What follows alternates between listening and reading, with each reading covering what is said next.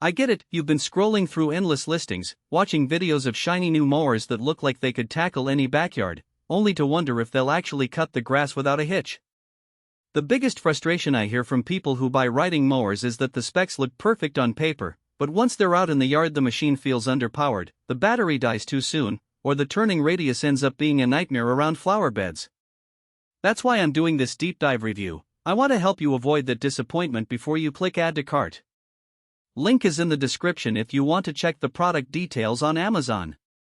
The EGO Power Plus Electric Riding Lawn Mower, Model ZT4204L, promises a 42-inch deck, zero-turn capability, and 456-volt 10.0Ah batteries that supposedly let you mow up to 2 acres on a single charge.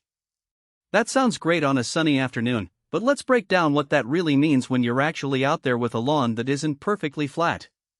First, the zero-turn design is geared toward people who have a lot of obstacles, tree trunks, narrow paths, or a garden that you don't want to trample. In my own test with a 1.5-acre suburban lawn peppered with a few flower beds and a small pond, the mower's pivot felt surprisingly nimble. You can swing the deck around tight corners without having to stop and reverse, which saves at least a few minutes of back-and-forth maneuvering that a conventional riding mower would demand. But the real question is whether the battery life lives up to the up to 2 acres claim. EGO includes 4 10Ah arc lithium batteries, and the charger is advertised to take about 2 hours for a full charge. In practice, after 3 full passes over my lawn, each pass roughly 0.5 acres, I was down to about 75% on the battery indicator. That translates to roughly 1.5 acres before the mower asks for a recharge, which is still respectable for a residential user. If you have a larger property, say 3 acres or more, you'll need to factor in either a spare set of batteries or an extra charging station, otherwise you'll end up with a half-finished job in the middle of a hot afternoon. One of the strengths that often gets lost in the spec sheet is the LCD interface. It's not just a blinking light, the screen actually lets you toggle between battery level, mowing mode, and even gives you a reminder for the next scheduled maintenance. For someone who isn't a garage mechanic type, that level of user-friendly feedback can prevent you from accidentally overloading the deck or forgetting to clean the cutting blade. Speaking of the blade, the 42-inch deck cuts a decent swath, which means fewer rows to go over. On a perfectly flat yard, you could probably finish the job in about 15 minutes. However, if your lawn has uneven terrain, a lot of rocks, or thick thatch, you'll find the mower's ride a bit bouncy. The electric motor, while quiet compared to a gas engine, doesn't have the same torque buffer, so it can stall momentarily when hitting a dense patch of grass.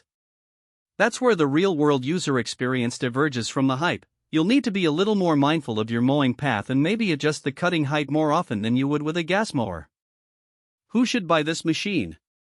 If you have a medium-sized yard, roughly half an acre to 2 acres, value a low-maintenance solution, and want to avoid the noise, fumes, and oil changes of a gas mower, the EGO Power Plus is a solid choice. The zero-turn capability really shines for homeowners with lots of tight spots. Think garden beds, shed doors, or fences that you don't want to run over. Also, if you're environmentally conscious and appreciate the instant startup of an electric motor, you'll probably love the quiet, emissions-free operation. On the flip side, skip this if you have a very large property, a very hilly lawn, or if you're willing to tolerate the occasional smell and vibration of a gasoline engine for the sake of raw power and longer runtime without swapping batteries. Those who need to cut more than 2 acres in a single go, or who have a lot of heavy thatch, might find the battery life and torque a limiting factor. Now, let's talk about some practical downsides. The charger's 2-hour cycle is fast, but you'll quickly realize that you need to plan your mowing schedule around it. If you run out of charge mid-mow, you either have to wait for that charge to finish or swap in a fully charged battery, which adds a small amount of hassle. The mower itself weighs a fair bit, around 500 pounds, so moving it onto a garage floor or into a storage shed can be a chore unless you already have a ramp or a lift. Also, the deck's height adjustment offers 10 positions, which sounds flexible, but in practice the highest settings still leave you with a relatively short cut if you're dealing with long, thick grass. You